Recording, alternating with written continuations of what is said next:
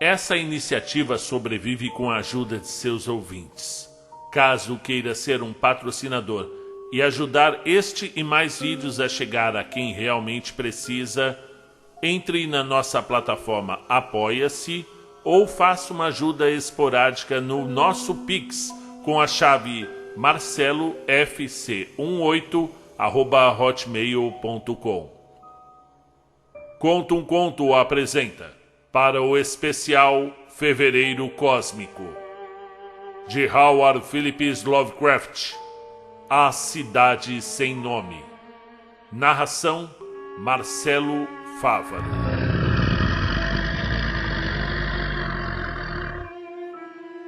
Quando eu me aproximei da Cidade Sem Nome, eu compreendi que era amaldiçoada.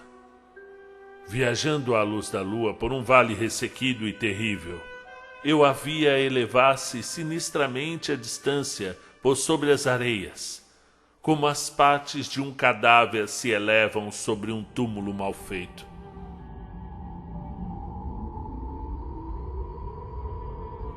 O medo ganhava voz nas pedras imemoriais daquele encarnecido sobrevivente do dilúvio, daquele bisavô da mais antiga das pirâmides, e uma aura invisível me repelia, ordenando que eu recuasse frente aos segredos funestos que nenhum homem deveria ver e que nenhum homem jamais ousara ver. Longínqua, entre os desertos da Arábia, jaz a Cidade Sem Nome, ruinosa e muda, seus muros baixos quase escondidos sob as areias de eras incontáveis. E já deviam estar assim antes que as primeiras pedras de Mênfis fossem assentadas, e antes mesmo que os tijolos da Babilônia fossem cozidos. Não há lenda velha o bastante para lhe dar um nome ou para recordar que ela já esteve viva alguma vez. Mas fala-se dela aos sussurros em volta das fogueiras, ou as anciãs murmuram ao seu respeito nas tendas dos sheiks, de modo que todas as tribos a evitam sem sequer saberem o porquê. Foi com esse lugar que Abdul al-Rashed, o poeta louco, sonhou certa noite, antes de cantar o seu inexplicável dístico. Morto não é quem pode eterno se fazer, e com estranhos éons pode a morte morrer. Não era difícil perceber que os árabes tinham boas razões para evitar a Cidade Sem Nome, a cidade de que se falava em estranhas narrativas, mas que jamais fora vista por nenhum homem vivo. E mesmo assim os desafiei, mesmo assim penetrando com o meu camelo na desolação intocada. Somente eu a tinha visto, e eis porque nenhuma outra face exibe sulcos de medo tão assustadores quanto a minha. E eis porque nenhum outro homem estremece tão horrivelmente quando o vento noturno chacoalha as janelas. Quando me deparei com ela na quietude fantasmagórica de um sono interminável, ela me olhou arrepiadora sob os raios de uma lua fria, em pleno coração do deserto. E quando devolvi o olhar, esqueci meu triunfo por a ter encontrado e estaquei com o meu camelo para esperar pela aurora. E durante horas esperei, até que o leste se tornou cinzento e as estrelas desapareceram, e o cinza então se converteu em um brilho róseo debruado de ouro. Ouvi um lamento e vi uma tempestade de areia se movendo em meio às pedras antigas, muito embora o céu fosse claro e estivessem quietas as vastidões do deserto. Então, de súbito, por sobre a fímbria remota do deserto, emergiu a lâmina ofuscante do sol, vista através da pequena tempestade de areia que foi se desfazendo, e no meu estado febril, eu imaginei que dessa mesma profundeza distante provinha um estrondo metálico de sons musicais para saudar o disco feroz, tal como Menon o saúda a partir das margens do Nilo. Bem, meus ouvidos zumbiram e minha imaginação ferveu quando conduzi lentamente o meu cabelo através da areia rumo àquele lugar silencioso, àquele lugar que eu somente entre todos os vivos tinha visto. Indo e vindo por entre as fundações disformes das casas e dos lugares, pus-me a perambular, sem deparar jamais com uma inscrição sequer que me falasse desses homens, se é que foram homens, que construíram tal cidade e nela habitaram há tanto tempo. A antiguidade do sítio era mórbida, e eu ansiava por encontrar algum sinal ou algum indício que provasse que a cidade fora de fato criada pela humanidade. Havia certas proporções e dimensões nas ruínas de que eu não gostei. Trazendo comigo diversas ferramentas, escavei entre as paredes dos edifícios obliterados, mas o progresso era lento e nada de significativo se revelou. Quando a noite e a lua retornaram, senti um vento gelado que renovou o meu medo, de modo que eu não me atrevia a permanecer na cidade. E quando fui me retirando de entre as paredes para dormir, uma pequena tempestade de areia, com um suspiro, se ajuntou atrás de mim, soprando por cima das pedras cinzentas, embora a lua estivesse clara e o deserto quase inteiramente quieto. De onde vieram essas tempestades? Acordei ao amanhecer, despertando de uma sequência de sonhos horríveis, e com meus ouvidos a ressoar como se ao som de alguma fanfarra metálica, vi o sol despontar avermelhado através dos últimos haustos de uma pequena tempestade de areia que pairava sobre a cidade sem nome, e reparei na quietude do resto da paisagem. Tudo muito quieto. Mais uma vez me aventurei através das ruínas ameaçadoras, cujas formas despontavam sob a areia, tal como um ogro sob o lençol, e novamente cavei embalde à procura de relíquias da raça esquecida. Ao meio-dia descansei, e à tarde passei longo tempo seguindo o traçado das paredes e das ruas há muito desaparecidas, bem como os contornos dos edifícios desfeitos. E eu percebi que a cidade fora de fato muito poderosa, e tentei imaginar quais teriam sido as fontes de sua grandeza. Para mim mesmo, debuxei mentalmente todos os esplendores de uma era tão distante que a própria Caldeia não poderia recordá-la. Pensei em Sarnath, a condenada, que já se elevava no país de Minar quando a humanidade ainda era jovem, e em Ib, que fora esculpida em pedra cinzenta antes mesmo de existir a humanidade. Subitamente deparei-me com um lugar, onde o leito de pedra emergia escuro através da areia e formava uma espécie de penhasco baixo. E aí avistei, com muito prazer, o que me pareceu ser a promessa de outros traços mais evidentes do povo antediluviano. Rudemente escavadas na face do penhasco, viam-se as fachadas de várias casas ou templos de pedra, pequenos e baixos, cujos interiores poderiam conter muitos segredos de eras remotas para além de todo o cálculo.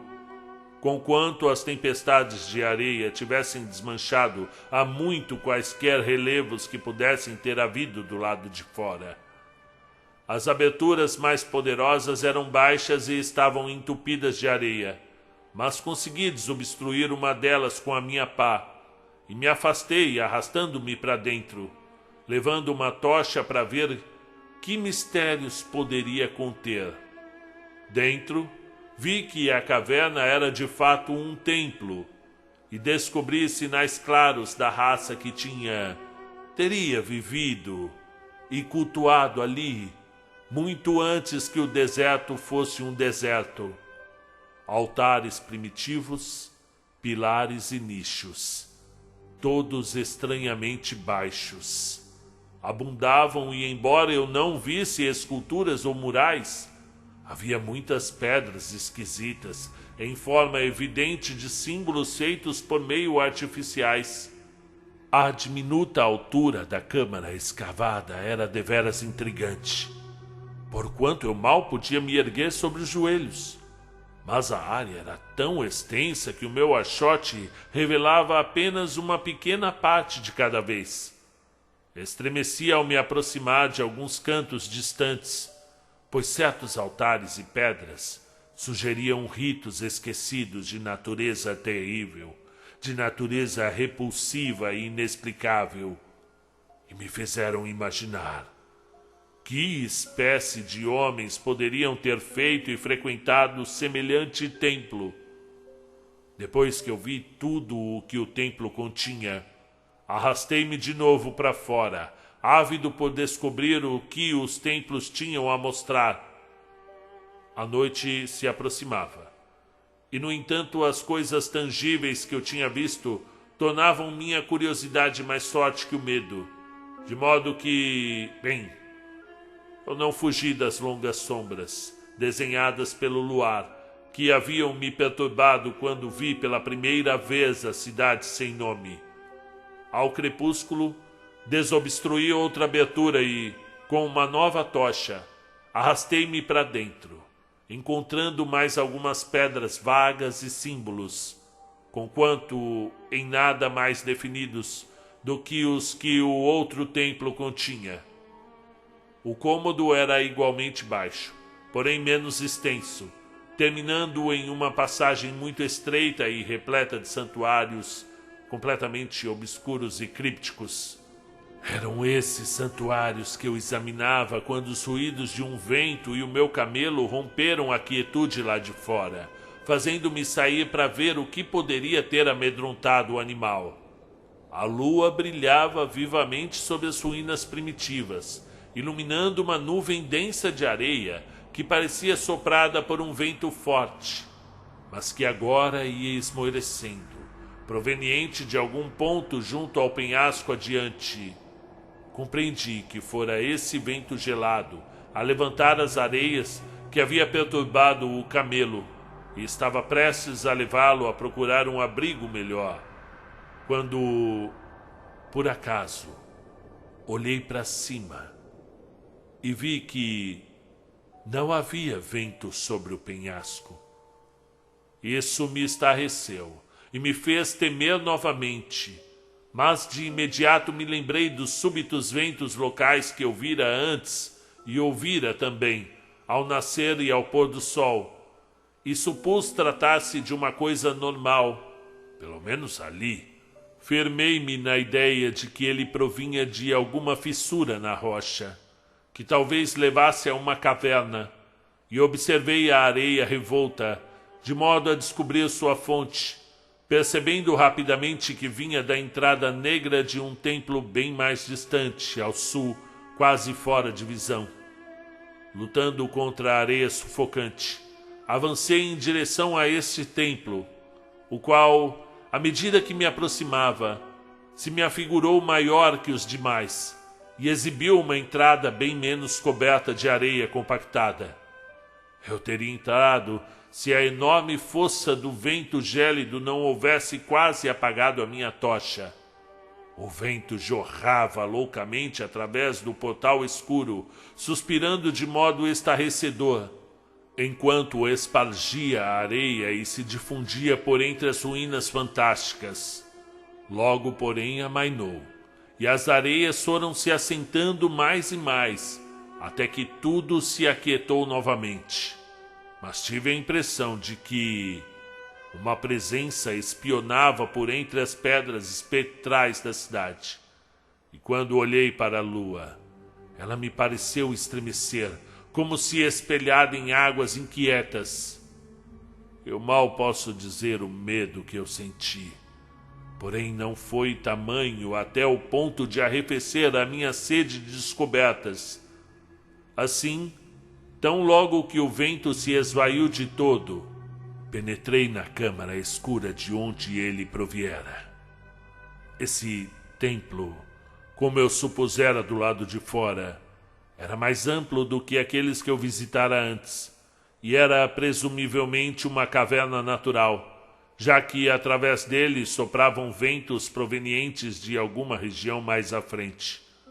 Aqui eu podia ficar de pé, mas via que as pedras e altares eram tão baixos quanto os de outros templos. No teto e nas paredes encontrei pela primeira vez, como indícios de uma arte pictória da raça ancestral, curiosas faixas de tinta serpenteantes que estavam quase esmorecidas ou apagadas.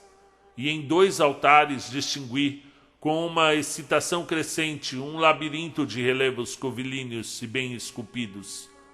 Quando ergui minha tocha, pareceu-me que a forma do teto era regular demais para ser natural, e então eu me perguntei sobre o que as talhadeiras de pedras pré-históricas teriam trabalhado primeiro.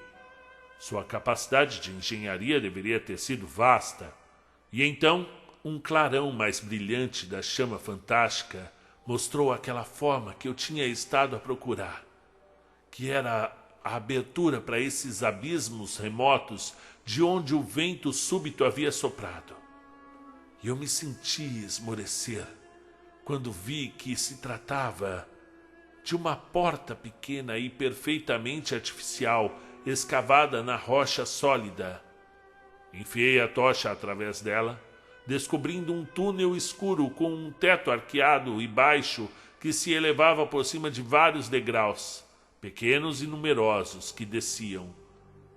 Hei de ver para sempre esses degraus nos meus sonhos, pois eu estava para entender o que significavam. E naquele momento, eu mal soube se devia chamá-los degraus ou simplesmente apoios para os pés em um declive inclinadíssimo. Pensamentos loucos começaram a girar em minha mente, e as palavras e avisos dos profetas árabes pareceram flutuar através do deserto, vindo da terra que os homens conhecem, em direção à cidade sem nome, que os homens não conhecem. Não obstante, hesitei apenas por um momento, antes de avançar através do portal e começar a descer cautelosamente através da passagem íngreme, primeiro de pé, como se fosse uma escada. Apenas nos fantasmas terríveis das drogas ou do delírio completo é que um homem pode fazer uma descida como aquela que eu fiz. A passagem estreita conduzia infinitamente para baixo, tal como um poço horrivelmente assombrado, e a tocha que eu sustinha sobre a minha cabeça não podia iluminar as profundezas desconhecidas para as quais eu me arrastava. Eu perdi a noção das horas e esqueci-me de consultar o relógio, muito embora me assustasse pensar na distância que eu já tinha percorrido. Houve mudanças de direção e de inclinação, e por uma vez me deparei com uma passagem longa, baixa e plana, através da qual tive que me contorcer deitado sobre o piso rochoso, os pés dispostos à frente e segurando a tocha com o braço esticado por trás da cabeça. O lugar não era alto o bastante sequer para me manter de joelhos. E depois houve mais degraus íngremes, e eu continuava a me arrastar para baixo, interminavelmente, quando minha tocha, já esmorecida, se apagou de vez. Bem, eu não creio que o tenha percebido na ocasião, pois, quando notei, eu ainda a segurava no alto como se estivesse acesa. Desequilibrava-me bastante aquele instinto do estranho, aquele instinto do desconhecido que fizera de mim um nômade sobre a terra e um buscador de lugares distantes, antigos e proibidos. Em meio à escuridão, fragmentos do meu precioso tesouro de saber demoníaco relampejavam em minha mente. Frases ditas por Al-Hazred, o árabe louco, parágrafos extraídos dos pesadelos apócrifos de Damácio e linhas infames da delirante Image du Monde de Gautier. Repetindo excertos obscuros, eu murmurava acerca de Afrasiab e das entidades que flutuavam com ele pelo Oxus, e martelava em seguida, repetidamente, uma frase dos contos de Lord Dunsany: o negror irreverberante do abismo. O negror irreverberante do abismo. Uma vez, quando a descida se tornou espantosamente íngreme, recitei um trecho ritmado de Thomas More, até que eu tive medo de continuar recitando. Um tanque negro de escuridão, como de bruxas um caldeirão, cheio de algum veneno do luar, que sob o eclipse foi produzido, medindo abaixo o fatal declive. Por um instante então me detive, e ao fundo, olhando, pude avistar as faces lisas como de vidro, ou talvez como tingidas desse escuro piche que jorre e desce do assento da morte à sua fria costa viscosa e escorregadia. Bem, o tempo tinha praticamente deixado de existir quando meus pés sentiram novamente o piso nivelado, e então me encontrei em um lugar ligeiramente mais alto do que as salas nos dois templos menores, que haviam ficado incalculavelmente acima da minha cabeça. Não que eu pudesse ficar de pé, mas podia erguer-me agora sobre os joelhos, e na escuridão me torcia e engatinhava para lá e para cá ao acaso. Logo descobri que havia penetrado em uma passagem estreita, cujas paredes eram guarnecidas por caixões de madeira, fechados por vidros na parte anterior. A ideia de que naquele lugar paleozoico e abissal eu pudesse sentir tais coisas como madeira polida e vidro suscitava implicações, muitas implicações que me fizeram estremecer. Simplesmente não poderiam haver caixões de madeira. Os caixões estavam aparentemente dispostos ao longo de ambos os lados da passagem, a intervalos regulares, e eram oblongos e horizontais, lembrando de um modo hediondo esquifes em seu formato e tamanho. Quando tentei mover 2 ou 3 deles para um exame mais detido, percebi que estavam presos firmemente. E foi então que eu compreendi que a passagem era longa, e então me lancei rapidamente adiante, em uma corrida desajeitada que teria parecido horrível caso algum olho pudesse me ver naquela escuridão, cruzando-a ocasionalmente de um lado a lado para inspecionar os arredores e me certificar de que as fileiras de caixas continuavam à frente. O homem está tão acostumado a pensar visualmente que quase esqueci a escuridão e passei a imaginar o corredor interminável de madeira e vidro, em sua monotonia de arrebites, tal como se eu enxergasse. E então, em um momento de indescritível emoção, de fato eu o vi. Foi quando que a minha fantasia se mesclou à visão real, e não o saberei dizer, porque um brilho gradual veio se aproximando, e de repente comecei a distinguir os contornos difusos de um corredor, dos seus estojos, revelados por alguma fosforescência subterrânea e desconhecida. Por um instante breve, tudo foi exatamente como eu imaginara, porquanto o brilho era bastante pálido, mas continuando a engatinhar mecanicamente em direção à luz mais forte, eu compreendi que a minha fantasia fora débil. Esse vestíbulo não era uma relíquia da crueldade, tal como os templos na cidade lá de cima, mas um monumento da mais exótica, da mais magnífica arte.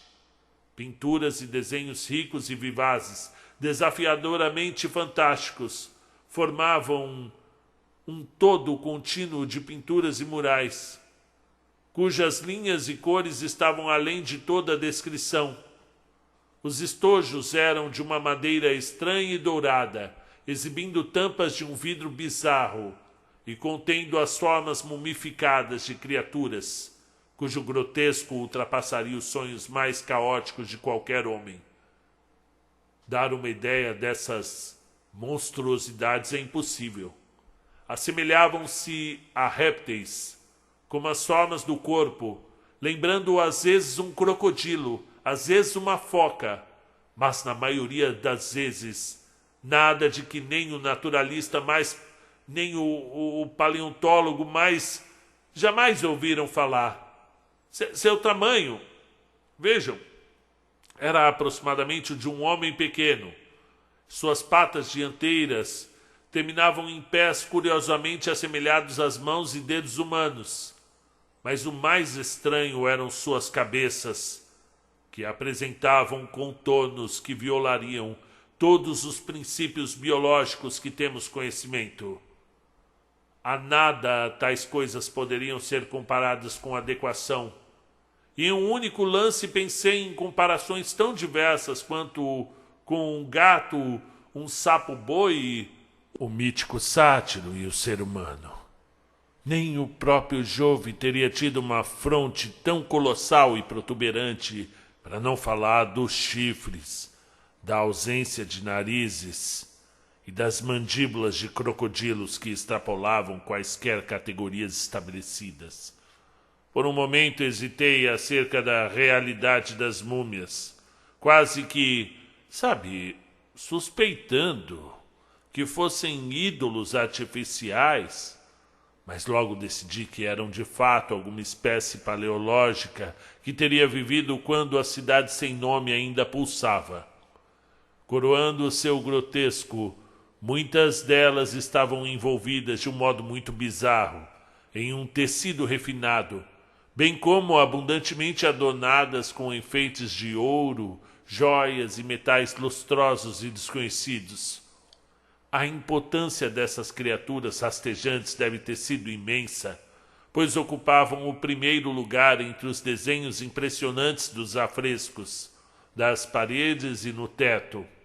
Bem, com arte inigualável, o artista as havia representado em seu próprio mundo, no qual possuíam cidades e jardins proporcionais às suas dimensões, e eu não podia senão pensar que sua história ali pintada fosse alegórica, provavelmente aludindo ao progresso da raça que as adorou. Essas criaturas, eu disse a mim mesmo, foram para os homens da cidade sem nome aquilo que a loba teria sido para Roma, ou o que algum animal totêmico é para uma tribo indígena. Com essa perspectiva em mente, pude discernir por alto um épico maravilhoso da cidade sem nome. A história de uma poderosa metrópole à beira-mar que regeu o mundo antes que a África emergisse das ondas, e das suas lutas quando o mar recuou e o deserto invadiu o vale fértil que se situava. Vi as suas guerras e os seus triunfos, as suas dificuldades e derrotas, e posteriormente a sua terrível luta contra o deserto, quando milhares de seus habitantes, ali representados alegoricamente pelos répteis grotescos, foram obrigados a abrir caminho de algum modo maravilhoso, escavando através das rochas em direção a um outro mundo do qual seus profetas lhe falaram. Tudo era vividamente estranho e realístico, e sua conexão com a tremenda descida que eu fizera me pareceu insofismável. Até mesmo reconheci as passagens. Quando me arrastei pelo corredor em direção à luz mais brilhante, pude ver mais alguns estágios do épico pictório.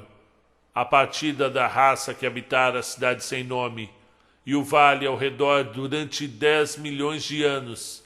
A raça cujas almas se oprimiram ao deixar aqueles cenários que seus corpos conheciam há tanto tempo, onde tinham se estabelecido como nômades na juventude da terra, perfurando na rocha virgem aqueles santuários primitivos, os quais jamais tinham cessado de adorar. Agora que a luz era melhor, estudei as pinturas mais detidamente, e lembrando que os répteis estranhos deviam representar os homens desconhecidos, pus-me a cogitar acerca dos costumes da cidade sem nome. Muitas coisas eram peculiares e completamente inexplicáveis. A civilização, que incluía um alfabeto escrito, aparentemente havia se erguido até uma ordem mais alta do que as civilizações imensuravelmente mais tardias do Egito e da Caldeia, e, no entanto, havia curiosas emissões. Não pude, por exemplo, encontrar pinturas que representassem mortos ou costumes fúnebres, a não ser aqueles relacionados a guerras, violência e pragas. E me espantei com tal reticência no que concerne à morte natural. Era como se um ideal de imortalidade tivesse sido disseminado como uma ilusão alentadora. Mais perto do final da passagem, havia representações extremamente pitorescas e extravagantes, visões contrastadas da cidade sem nome, em seu crescente abandono e ruína, e do estranho e novo reino de paraíso em direção ao qual a raça havia aberto o seu caminho através da rocha. E nessas visões, a cidade e o vale deserto eram mostrados sempre à luz da lua, nimbos dourados a pairar sobre os muros desmoronados e a revelar um pouco da perfeição esplêndida dos tempos anteriores, que o artista retratara de modo espectral e elusivo. As cenas paradisíacas eram demasiado extravagantes para merecer crédito, exibindo um mundo escondido de eterno dia, repleto de cidades gloriosas, colinas e vales etéreos. Próximo ao fim, pensei em entrever sinais de um anticlímax artístico. As pinturas eram menos elaboradas e bem mais estranhas, até mesmo do que as mais loucas das cenas anteriores. Pareciam recordar uma decadência lenta da estirpe ancestral, de par com uma crescente ferocidade contra o mundo exterior, do qual fora repelida pelo deserto. As formas das pessoas, sempre representadas como répteis sagrados, pareciam estar se extinguindo devagar, conquanto o seu espírito, conforme mostrado ali, pairando sobre as ruínas ao luar, ganhava proporções. Sacerdotes emaciados, figurados como répteis em túnicas enfeitadas, amaldiçoavam o ar lá em cima, e todos os que o respiravam.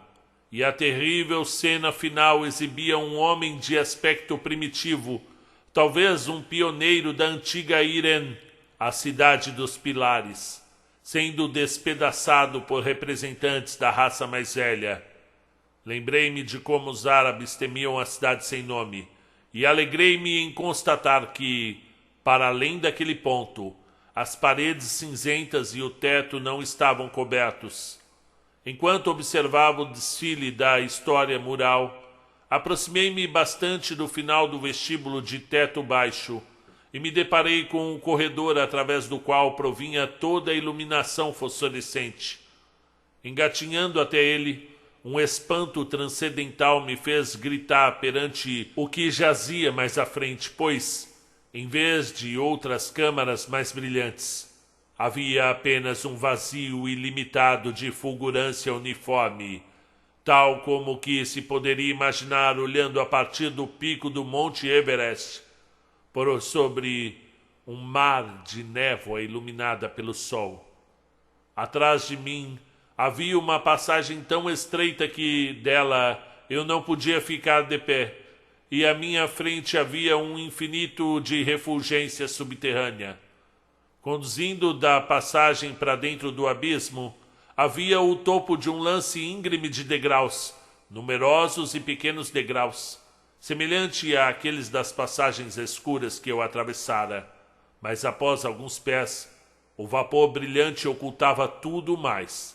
Totalmente aberto e encostado à parede esquerda da passagem havia um portão de bronze maciço, incrivelmente grosso e decorado com baixos relevos fantásticos, o qual, fechado, poderia isolar dos nichos e passagens abertas na rocha todo aquele mundo de luz interior. Olhei para os degraus e por um instante não ousei explorá-los. Apalpei a porta aberta de bronze e não consegui movê-la. Então desabei de pronto sobre o piso de pedra, com minha mente incendiada por reflexos prodigiosos que nem mesmo uma exaustão de quase morte poderia acalmar.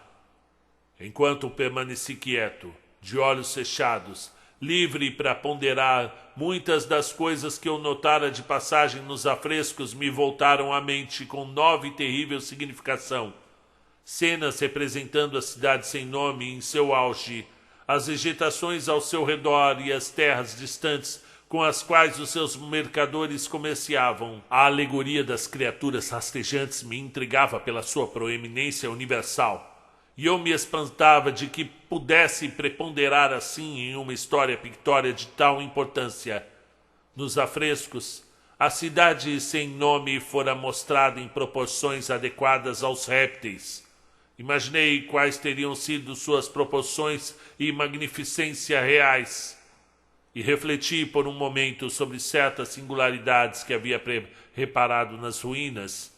Pensei particularmente na baixa altura dos templos primevos e do corredor subterrâneo, que tinham sido escavados desse modo em deferência às divindades reptilianas que ali se honravam, mesmo que forçosamente obrigassem os adoradores a rastejar.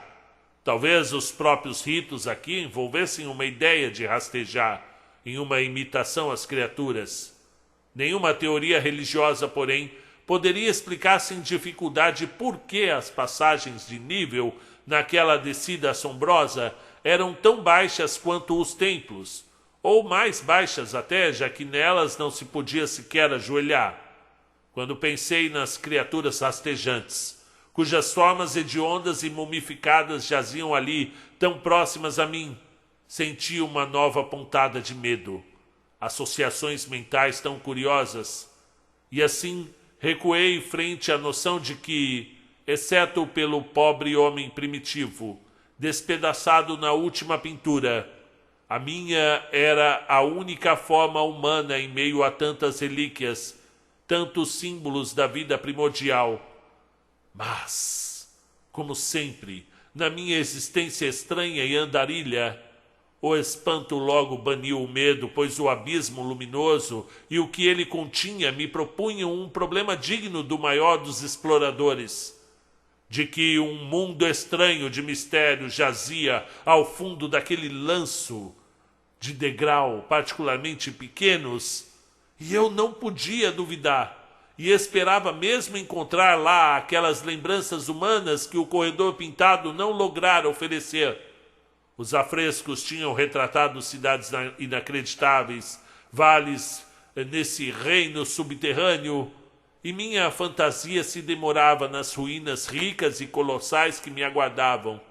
Meus medos, com efeito, diziam respeito mais ao passado do que ao futuro. Sequer o horror físico de minha posição naquele corredor estreito de répteis mortos, de afrescos antediluvianos, milhas abaixo do mundo que eu conhecia, confrontando por um outro mundo de luz e névoa arrepiante, nada disso poderia comparar-se ao pavor letal que eu senti frente à antiguidade abissal da cena e o seu espírito, uma antiguidade tão vasta que não se pode mensurar. Parecia espreitar abaixo, a partir das pedras primevas e dos templos escavados da cidade sem nome, enquanto o último dos mapas espantosos dos afrescos figurava oceanos e continentes que o homem esqueceu, com apenas aqui e ali alguns contornos vagamente familiares. o que poderia ter acontecido nas eras geológicas, desde que as pinturas cessaram e, entre ressentimentos, a raça odiadora da morte sucumbira à decadência, ninguém poderia dizer. A vida, por uma vez, fervilhara naquelas cavernas e no reino luminoso logo abaixo. Mas agora eu me achava sozinho em meio às relíquias vividas, tremendo ao pensar nas eras incontáveis ao longo das quais essas relíquias mantiveram sua vigília silenciosa e erma. Súbito sobreveio outro daqueles assomos de medo, um medo agudo que tinham se apossado de mim. Intermitentemente, desde que eu vira pela primeira vez o vale terrível e a cidade sem nome sob a lua gélida, e não obstante a minha exaustão, vi-me tentado freneticamente a assumir uma postura sentada e olhando para trás, através do corredor escuro, em direção aos túneis que conduziam ao mundo exterior. Minhas sensações eram semelhantes àquelas que me levaram temer a noite e a cidade sem nome, e eram tão inexplicáveis quanto pungentes. Em outro momento, no entanto, recebi um choque ainda maior, que veio na forma de um som definido, o primeiro a romper o silêncio daquelas profundezas sepulcrais. Era um gemido profundo, baixo, tal como um vagido distante de espíritos condenados, e vinha do lado para o qual eu olhava. Seu volume cresceu rapidamente, até que logo ressoou de modo amedrontador, através da passagem baixa, e ao mesmo tempo eu tomei consciência de um sopro crescente de ar, fluindo igualmente dos túneis e da cidade lá no alto. O toque desse ar pareceu restituir o meu equilíbrio, pois de imediato me lembrei dos haustos súbitos que se levantavam em torno da entrada do abismo a cada anoitecer e amanhecer, um dos quais, de fato, me havia revelado os túneis escondidos.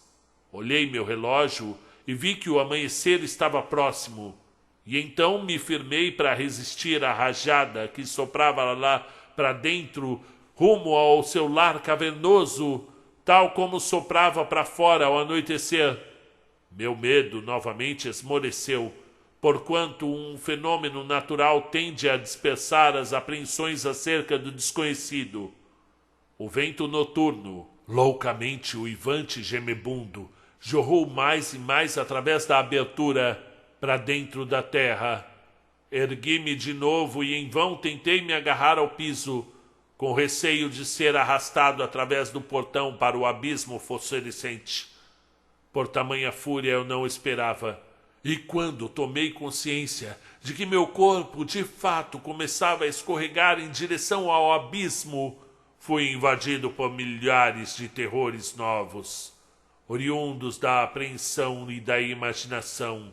A malignidade daquele sopro despertava fantasias incríveis, e mais uma vez comparei-me trêmulo à imagem humana que vira naquele corredor pavoroso, isso é, ao homem despedaçado pela raça sem nome, pois que no arrasto feérico das correntes giratórias parecia haver uma fúria vingativa, tanto mais forte porque era amplamente impotente.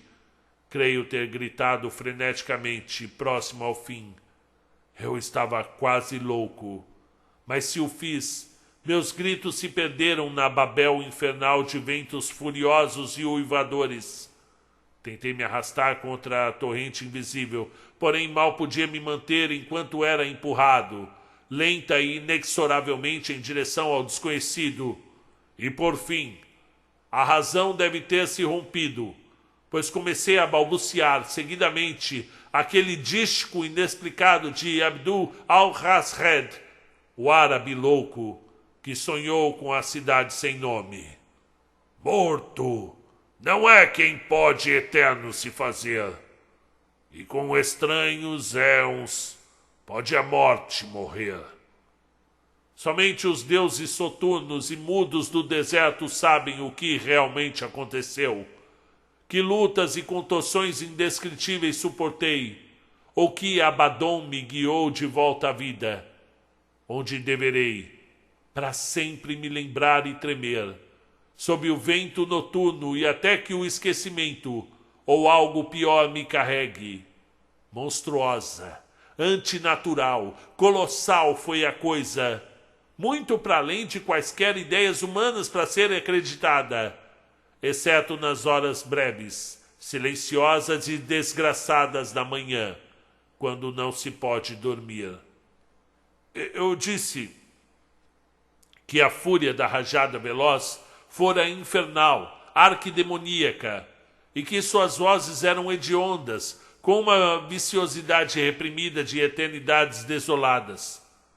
Naquele momento, tais vozes, enquanto ainda soavam em um caos ao meu redor, pareceram ao meu cérebro convulso adquirir uma forma articulada atrás de mim, e lá embaixo, no túmulo das antiguidades mortas a inumeráveis éons, léguas abaixo do mundo amanhecente dos homens, ouvi-o amaldiçoar e o rosnar fantasmagórico de demônios, cuja língua era ignota.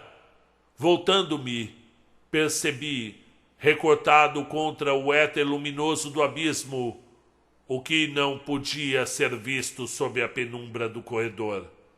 Uma horda pesadelar de demônios em movimento, distorcidos pelo ódio, grotescamente paramentados, demônios meio transparentes, de uma raça que homem nenhum poderia confundir, os répteis rastejantes da cidade sem nome.